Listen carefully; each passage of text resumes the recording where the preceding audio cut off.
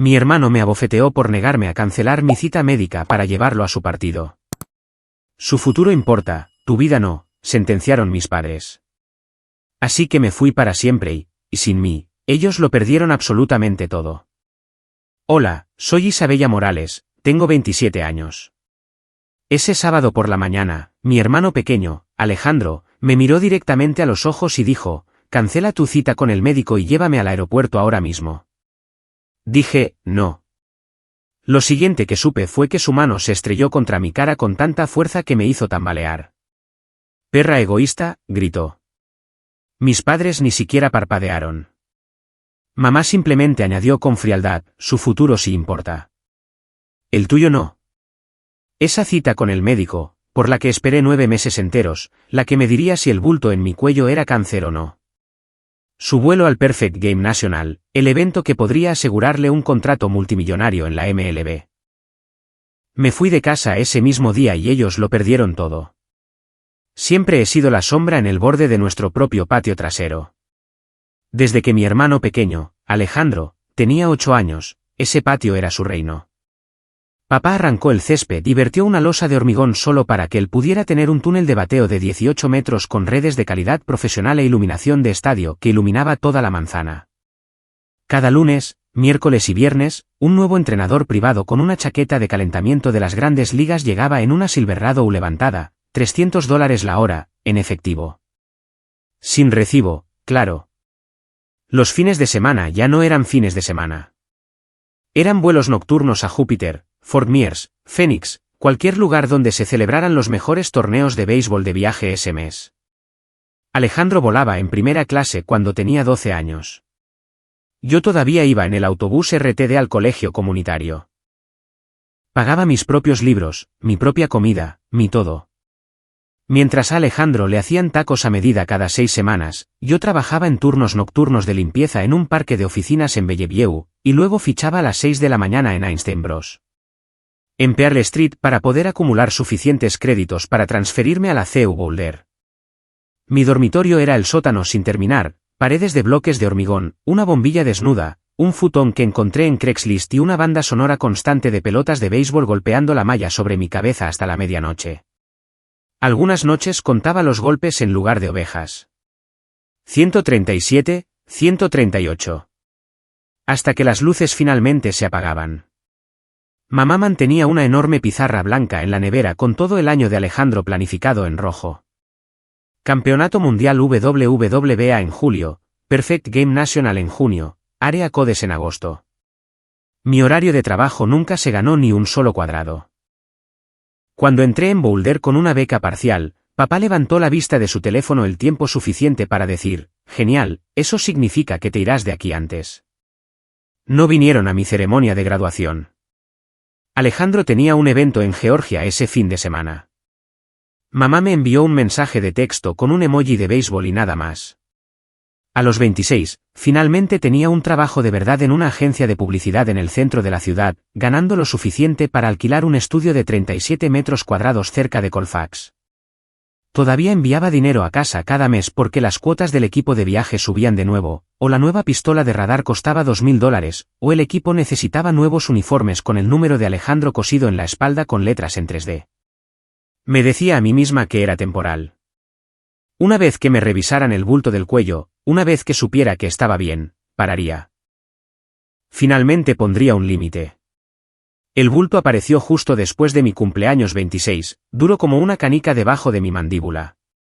El médico de familia en Littleton lo palpó, frunció el ceño y me envió directamente a un otorrinolaringólogo. El otorrino me envió a oncología. Cada especialista a una distancia razonable en coche tenía listas de espera de 6 a 10 meses. Acepté la primera cita que me ofrecieron, dentro de 9 meses. La marqué en el calendario de mi teléfono en rojo, la única cosa roja que alguna vez fue sobre mí. Y esperé. Esperé mientras el bulto crecía. Esperé mientras mi voz comenzaba a quebrarse en ciertas palabras. Esperé mientras la bola rápida de Alejandro subía de 92 a 96 millas por hora y los sitios de reclutamiento comenzaban a llamarlo un brazo generacional. Nadie en esa casa preguntó nunca cómo estaba. Mamá solo llamaba cuando el entrenador necesitaba otro pago. Papá solo me enviaba mensajes de texto cuando Alejandro necesitaba que lo llevara al aeropuerto porque Uber era demasiado lento. Seguí transfiriendo el dinero, seguí apareciendo con Gatorade y semillas de girasol, seguí fingiendo que no me daba cuenta de cómo mis collares ya no quedaban planos. Me dije a mí misma que una vez que llegara la cita, todo cambiaría. Finalmente le importaría a alguien, aunque solo fuera al médico. Pero esa cita cayó exactamente el mismo sábado que Alejandro tenía que estar en el Aeropuerto Internacional de Denver a las 8 de la mañana para el vuelo charter privado al mayor evento de su vida. Y por primera vez en 27 años, me di cuenta de que estaba harta de ser la sombra. Ese sábado por la mañana, Alejandro bajó las escaleras a toda prisa, como si toda la casa fuera su club privado. Llevaba su sudadera de viaje de Perfect Game, esa con su número cosido en grande en la espalda, una bolsa de lona balanceándose, los AirPods a todo volumen con la lista de reproducción que lo obsesionaba esa semana. Ni siquiera me miró, solo ladró hacia la cocina, Isabella, las llaves. Nos vamos en 25, el vuelo es a las 10. Yo estaba apoyada en la isla de la cocina, agarrando el primer café caliente que había probado en paz en mucho tiempo. Mi teléfono estaba boca arriba a mi lado. La pantalla brillaba con el recordatorio por el que había estado viviendo, Oncología UEALT, doctora Sofía Navarro. 11:30 de la mañana. No reprogramar. Tomé un sorbo lento y dije, no te voy a llevar. Tengo mi cita. Se detuvo a mitad de la sala, se quitó un AirPod. ¿Qué cita? La del especialista. El bulto en mi cuello. La que he estado esperando 9 meses. De hecho, se rió, como si hubiera contado el chiste más tonto del mundo. ¿Hablas en serio ahora mismo? Llámalos y cámbiala. Esto es el Perfect Game Nacional, Isabella. Todos los equipos de la MLB van a enviar ojeadores. No voy a perder mi oportunidad porque tú tengas una visita al médico cualquiera. No es cualquiera. Me van a hacer una biopsia. Podría ser cáncer. Puso los ojos en blanco con tanta fuerza que toda su cabeza se movió con ellos. Dios, eres tan dramática. Has tenido esa cosa por años y andas por ahí como si nada. Cancélala. No. Solo esa palabra. Calma, plana, final. El aire en la habitación cambió al instante. Dejó caer su bolsa, dio 3 pasos hacia mí hasta que estuvimos cara a cara. Su voz bajó a ese susurro feo que reserva para las personas que se atreven a decirle que no. Coge tus llaves. Sube al coche. Llévame al puto aeropuerto. No lo voy a hacer. Su mano se movió más rápido de lo que pude seguir. Palma abierta, con toda su fuerza, se estrelló contra el lado izquierdo de mi cara como una bola rápida de las grandes ligas. El impacto me hizo girar. Mi cadera golpeó la esquina afilada de la isla. El café explotó por toda la encimera y caí con fuerza sobre la alfombra de la sala, con los oídos zumbando y la vista parpadeando en blanco. Mamá y papá ya estaban allí. Habían entrado mientras discutíamos y no habían hecho ni un ruido. Papá se cruzó de brazos, me miró en el suelo y pronunció las únicas palabras que me volvería a decir, su futuro sí importa. El tuyo no. Mamá ni siquiera me miró. Estaba demasiado ocupada asegurándose de que la tarjeta de embarque de Alejandro estuviera lista en su teléfono. Me quedé en el suelo tal vez 4 segundos, saboreando la sangre, sintiendo el contorno perfecto de su mano ardiendo en mi piel. Algo dentro de mí que había estado agrietado durante años finalmente se partió limpiamente por la mitad. Me levanté, lentamente, me limpié la boca y pasé junto a los 3 sin decir una sola palabra. Subí las escaleras hasta el dormitorio que apenas usaba. Cogí la bolsa de emergencia que guardaba para viajes de trabajo de última hora, metí ropa para 3 días más, el cargador de mi portátil, artículos de aseo, la gruesa carpeta con todos mis registros médicos y el sobre con $4,000 en efectivo que había estado escondiendo en una caja de zapatos para emergencias. 14 minutos desde el segundo en que su palma conectó con mi cara hasta el segundo en que volví a bajar. Alejandro ya estaba en el garaje gritando sobre el tráfico. Mamá sostenía su botella de batido como si fuera de oro. Papá nunca se dio la vuelta. Caminé directamente hacia la puerta principal. Alejandro gritó desde el garaje, Isabella, ¿qué demonios estás haciendo? No respondí. Abrí la puerta, salí a la gélida mañana de mayo y la cerré detrás de mí con un suave clic final que, de alguna manera, sonó más fuerte que la propia bofetada. Me subí a mi coche, salí de la entrada y me alejé de esa casa por última vez en mi vida. Conduje directamente a Weald con la huella de la mano de mi hermano todavía ardiendo en mi cara. Tomé el ticket del aparcamiento a las 10:57 de la mañana, encontré un sitio en el nivel 4 y me senté en el coche durante 3 minutos completos, mirándome en el espejo retrovisor. La marca ya se estaba volviendo morada. 5 dedos perfectos delineados como una marca de hierro. Cogí mi carpeta de registros médicos, cerré el coche y entré. La sala de espera de oncología estaba en silencio, en su mayoría pacientes mayores y un adolescente con cara de miedo junto a su madre. Cuando la enfermera llamó Isabella Morales, hizo la misma doble toma que la recepcionista, pero se mantuvo profesional. La seguí por el pasillo hasta la sala de procedimientos. La doctora Sofía Navarro ya estaba esperando, con el historial en la mano, su bata blanca impecable. Levantó la vista, vio mi cara y bajó el historial lentamente. «Isabella, ¿quién te hizo eso?» Abrí la boca para mentir, para decir que me había chocado con una puerta, pero no salió nada. En cambio, toda la mañana se derramó de una vez. Alejandro necesitando ir al aeropuerto, la bofetada, mis padres allí parados como si yo fuera una extraña. El éxodo de 15 minutos. Sofía escuchó sin mover un músculo. Cuando terminé, dejó el historial, se quitó los guantes y dijo, «No vas a volver a esa casa. Ni esta noche. Ni nunca, si yo tengo algo que decir al respecto». La biopsia por aspiración con aguja fina duró 8 minutos, anestesia local, una presión rápida, una tirita, listo. Me dijo que los resultados tardarían de 5 a 7 días hábiles y programó el seguimiento. Luego hizo la pregunta que rompió el último hilo que me mantenía entera, ¿tienes un lugar seguro a donde ir después de esto? No lo tenía. Mi contrato de alquiler del estudio había terminado en marzo.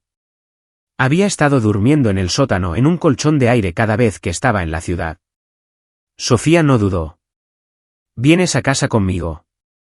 Habitación de invitados, llave de repuesto. Un golden retriever grande y tonto que piensa que todo el mundo es su nuevo mejor amigo. No se discute. Intenté protestar. Lo cortó con una sola mirada. He visto lo que pasa cuando la gente vuelve después del primer golpe. No vamos a hacer eso. Su casa era un modesto rancho de los años 70 en East Aurora, con las luces de Navidad todavía parpadeando en el porche porque la vida es demasiado corta. Me entregó una bolsa de maíz congelado, sirvió 2 generosas copas de Cabernet y me sentó en la mesa de su cocina. Luego me pidió mi tarjeta del seguro para poder terminar el papeleo del hospital en su portátil. Deslicé mi cartera sobre la mesa. La abrió, sacó la tarjeta y se detuvo en seco. «Isabella, ¿por qué hay 9 tarjetas de crédito aquí con tu nombre que estoy bastante segura de que no abriste?» Le dije que solo tenía 2. Inició sesión en el portal seguro de facturación de pacientes, solicitó un informe de crédito actualizado para fines de verificación del seguro. Resulta que los oncólogos pueden obtener informes completos cuando se sospecha de fraude. Y vimos la pantalla cargarse juntas. Deuda total no garantizada a mi nombre, $178,412. 9 tarjetas diferentes, todas abiertas en los últimos 36 meses. Todas al máximo, todas con patrones de pago que coincidían con el calendario de béisbol de Alejandro como una huella dactilar. $29,800 en una tarjeta platino, hoteles para el equipo en Júpiter, Fort Myers y Phoenix. $33,100 en una tarjeta negra, paquetes de entrenamiento privado, pistolas de radar, unidades Rapsodo, suscripciones a Dribbline Baseball. $41,200 en una visa de negocios, vuelos charter, jets privados a East Cobb, facturas de banquetes del equipo. $34,300 repartidos en 2 tarjetas, suplementos de rendimiento de una farmacia de compuestos de Sarasota que había sido investigada 2 veces por la DEA por vender trembolona y testosterona a jugadores de ligas menores. Cada solicitud tenía mi número de seguridad social, mi firma escaneada de antiguos formularios de permiso escolar, mi dirección de Littleton. Algunas incluso incluían a Alejandro como usuario autorizado para que pudiera exhibirlas en las cenas del equipo. Sofía miró la pantalla durante mucho tiempo. Luego cerró el portátil, me miró directamente a los ojos y dijo, tu familia no solo te agredió esta mañana. Te han estado robando a ciegas durante años, y usaron tu futuro para comprar el suyo. Me senté allí, en la cálida cocina de una extraña, sosteniendo maíz congelado en el lado de mi cara, mirando el número que ahora era toda mi vida adulta en deudas. $178,000. Cada centavo canalizado hacia el mito de Alejandro Morales, futura primera elección del draft. Y ni una sola persona en esa casa se había molestado en preguntar si yo estaba bien. 2 semanas después, el mundo del béisbol ardió.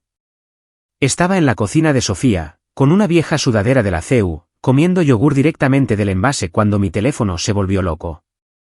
No sonó. Vibró a través del granito como si intentara escapar. Lo cogí y la pantalla ya era una zona de guerra.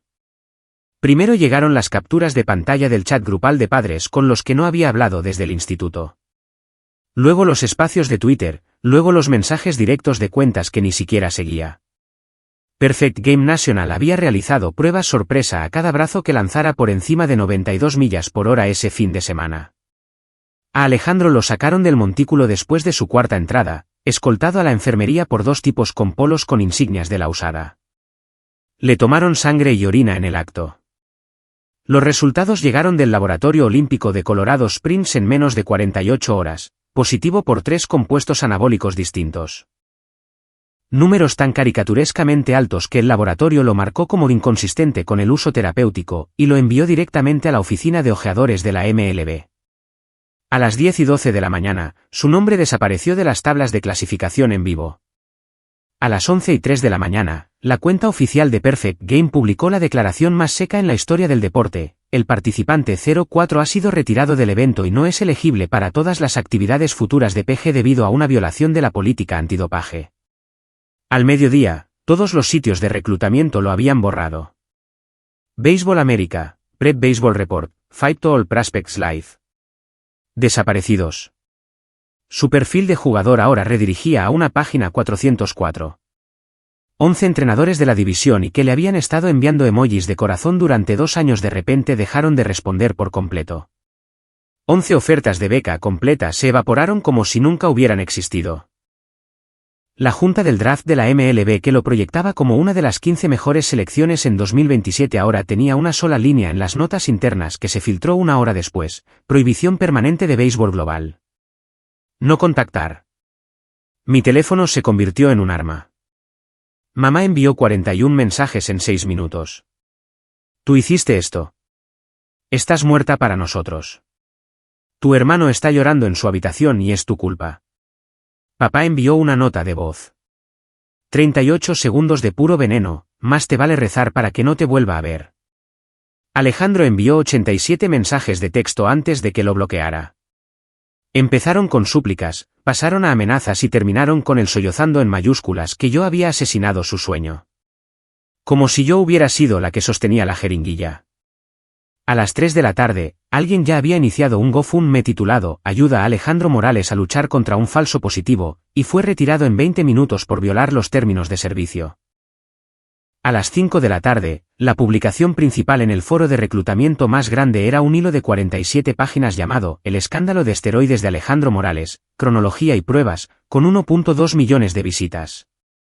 Alguien publicó fotos comparativas: Alejandro a los 16, lanzando a 89 millas por hora, Alejandro a los 18, lanzando a 97 millas por hora, con las venas del cuello saliendo como cables. Los comentarios fueron brutales, quirúrgicos, finales. Me senté en el suelo de la sala de Sofía, con las piernas cruzadas, desplazándome por la carnicería, mientras su Golden Retriever apoyaba la cabeza en mi rodilla. Cada notificación era otro ladrillo en el muro que habían construido a su alrededor, finalmente aplastándolo debajo. No sonreí. No lloré. Simplemente observé cómo el imperio por el que vendieron mi futuro se derrumbaba en tiempo real y no sentí absolutamente nada. A las 9:42 de la noche, mamá llamó desde un número nuevo. Dejé que sonara. Dejó un mensaje de voz que puse en altavoz para que Sofía también pudiera oírlo. Intentó hacerse daño esta noche por lo que hiciste. Si muere, su sangre estará en tus manos. Vuelve a casa ahora mismo y arregla esto. Bloqueé ese número también. Luego puse el teléfono boca abajo, me serví un vaso de agua y me fui a la cama. Por primera vez en toda mi vida, nadie en esa casa podía alcanzarme, y el futuro dorado y perfecto de Alejandro ya estaba a 2 metros bajo tierra. Les di 30 días más de silencio total. No los bloqueé por drama. Los borré. Teléfono nuevo, número nuevo, correo electrónico nuevo, todo nuevo. Sofía cambió la contraseña de la cámara de su timbre la misma semana después de que mamá intentara aparecer a las 2 de la madrugada llorando en el porche. Solo imágenes de seguridad, sin conversación. En la mañana del día 31, entré en la oficina del piso 17 de Mateo Castillo en el centro de Denver. El mismo Mateo al que una vez le pagué con cerveza y pizza para que escribiera su tesis de fin de carrera. Ahora vestía un traje de $3,000 y tenía consejero de delitos financieros en su puerta. Dejé caer una carpeta de 5 centímetros de grosor frente a él y dije, los quiero en una prisión federal. La abrió. Página 1, fotocopia de mi tarjeta de seguridad social junto a 9 solicitudes de tarjeta de crédito falsificadas. Página 2, los cargos de $41,200 por combustible de jet privado. Página 50, los recibos de la farmacia de compuestos por 4 ciclos de testosterona y nandrolona dirigidos a Morales, Littleton, CEO. Página 400, registros bancarios que mostraban cada pago proveniente de la cuenta de la empresa de Ricardo o de la tarjeta de débito personal de mamá. Mateo no se inmutó ni una vez. Cuando cerró la carpeta, simplemente dijo, 10 años como mínimo para el organizador. Ese es tu padre. Presentó todo el mismo día. No en un tribunal estatal. Federal. División de Investigación Criminal del IRS, evasión de impuestos sobre los gastos del negocio de béisbol. Crímenes financieros del FBI, Oficina de Campo de Denver, fraude electrónico, robo de identidad a través de fronteras estatales. Servicio de Inspección Postal de Estados Unidos, fraude postal, usaron USPS para recibir las tarjetas. Fiscalía del Distrito de Colorado, paquete de enjuiciamiento completo. 10 días después, estaba almorzando con Sofía cuando mi nuevo teléfono se iluminó con una alerta de noticias. La abrí y casi se me cae el tenedor. Foto, Ricardo Morales, con la cara presionada contra el capó polvoriento de su propia F-250 en medio de una urbanización a medio construir en Castle Rock. 2 agentes del FBI con cortavientos azul marino retorciéndole los brazos a la espalda mientras su equipo de construcción se quedaba congelado con las barras de refuerzo en las manos. Titular, contratista de Littleton arrestado por robo de identidad de $178,000 contra su propia hija. Mamá fue arrestada 24 horas después en el aparcamiento del King Soopers de Bowles, todavía sosteniendo 2 botes de la proteína de suero de vainilla favorita de Alejandro cuando los agentes le pusieron las esposas. A Alejandro le entregaron la citación 3 días después. Los Marshals federales lo encontraron intentando lanzar en un parque público en Highlands Ranch porque todas las instalaciones privadas del estado le habían prohibido la entrada de por vida. Le quitaron el teléfono, el MacBook, su Silverado levantada, todo. La acusación formal se hizo pública el lunes siguiente. Ricardo, 12 cargos por delitos graves. Elena, 8 cargos, incluyendo conspiración. Alejandro, 4 cargos como CEO conspirador y beneficiario. Sin fianza para Ricardo. El juez lo consideró riesgo de fuga con el jet de la compañía todavía a su nombre. Directo al FDC en Glenwood con un mono naranja y una cadena en la cintura. Mamá pagó la fianza pero entregó su pasaporte y le pusieron el brillante brazalete en el tobillo. Alejandro fue confinado a la casa de Littleton bajo supervisión previa al juicio, la misma casa ahora invadida por furgonetas de Noticias 24/7. Mateo me envió las fotos de fichaje. El rostro de Ricardo estaba gris, los ojos hundidos. Mamá parecía 20 años mayor. La foto de fichaje de Alejandro mostraba a un chico que finalmente se daba cuenta de que el mundo no iba a doblegarse por él nunca más. La historia fue nacional durante 3 días. ESPN emitió un segmento de 30 segundos en SportsCenter titulado Familia de un gran prospecto arrestada en escándalo de fraude. Los canales locales acamparon en el césped hasta que el juez emitió un perímetro sin medios de comunicación. Los antiguos padres del equipo de viaje que solían besar el suelo que pisaba Alejandro de repente recordaron cada detalle sospechoso que habían ignorado durante años. Lo observé todo desde la habitación de invitados de Sofía, tomando café en una mañana tranquila, leyendo la acusación como si fuera la mejor novela que hubiera abierto. No celebré. No lloré. Simplemente sentí como se rompía la última cadena. Ricardo Morales ya no era mi padre. Era el recluso federal 48.729-509. Y yo, finalmente, era completamente intocable. 14 meses después, ocupé el último asiento en la última fila de la sala 402 del edificio federal Alfred A. Raj, Denver. Llevaba un sencillo blazer negro, el pelo recogido, sin maquillaje. Quería ser invisible. Era la única persona en la galería que no era de la prensa o un familiar. Trajeron a Ricardo primero.